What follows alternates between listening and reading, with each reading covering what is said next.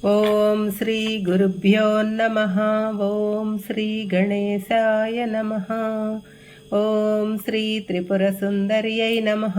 ఓం శ్రీ లలితా సహస్రనామార్ధచంద్రిక. 578వ నామం. మహాకైలాస నిలయ. గొప్పదైన కైలాసమే నిలయముగా ఉన్నది. మహాకైలాసం మహాద్రూపంలో శివశక్తి సాయుధ్యాన్ని వెలయించే మహాకైలాసము సకల వాజ్మయ సందోహానికి ఆజ్యం. సహస్రార చక్రంలో మధ్య బిందువు స్థానం కైలాస నిలయం. సాధకుడు షట్చక్రాలను భేదనం చేసుకొని యోగ సాధన ద్వారా సహస్రారంలో చేరిన పిదప సహస్రారంలో ఉన్న శివ శక్తైక్య స్వరూపాన్ని దర్శిస్తాడు.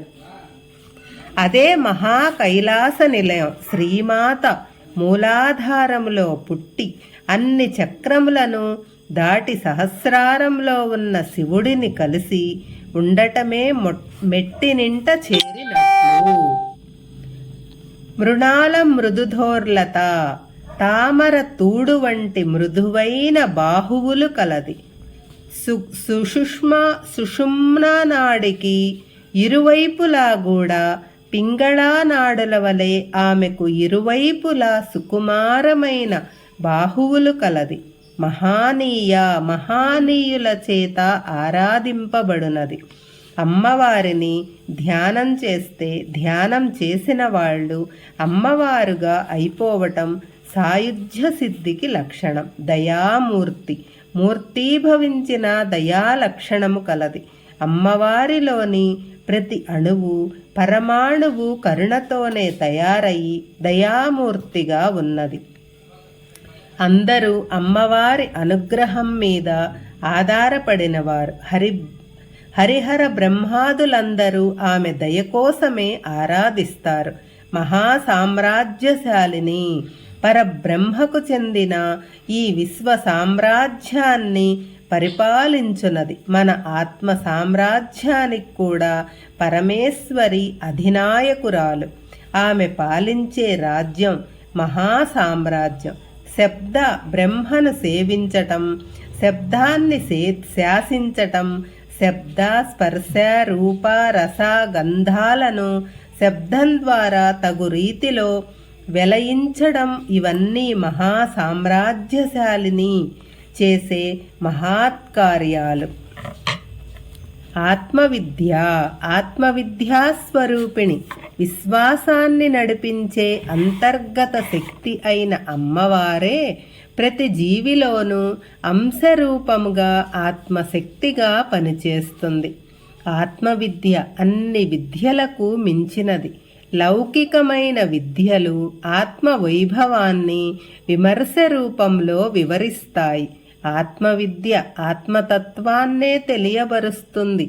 ధ్యాత, ధ్యేయ, ధ్యాతృ 3 రూపాలలోనూ తెలుసుకునేవాడు. తెలుసుకునే విషయము తెలిసేది ఒకటే.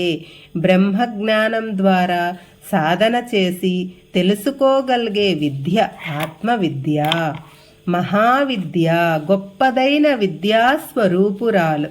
యోగ విద్యలో ఆత్మశక్తికి సంబంధించిన జ్ఞానంతో పాటు విశ్వ విజ్ఞానాన్ని కూడా జోడిస్తే అది మహావిద్య అవుతుంది. మనస్సును మదిస్తే గాని మంత్రం కనిపించదు. ఈ విద్యను తెలుసుకుంటే శ్రీదేవిని తెలుసుకున్నట్లే. శ్రీ విద్య ఆత్మపరంగా ఉండేది ఆత్మవిద్య అయితే, బ్రహ్మపరంగా ఉండేది బ్రహ్మ విద్య.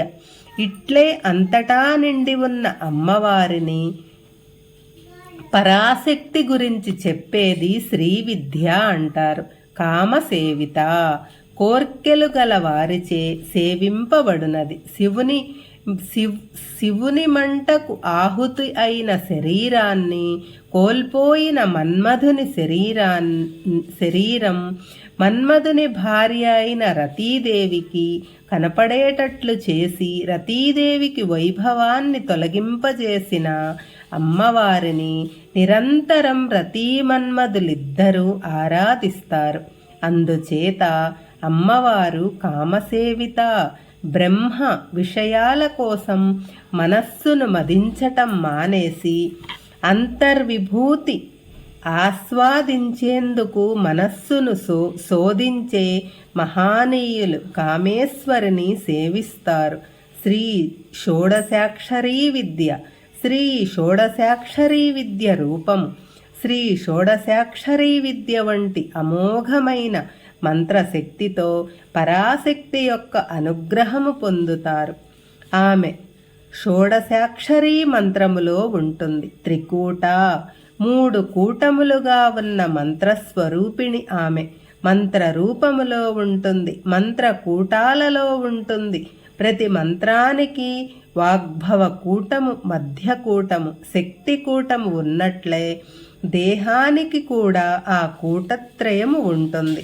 బీజశక్తి, కీలకములు అనే 3 కూటములుగా చెప్పబడు మంత్రస్వరూపిణి.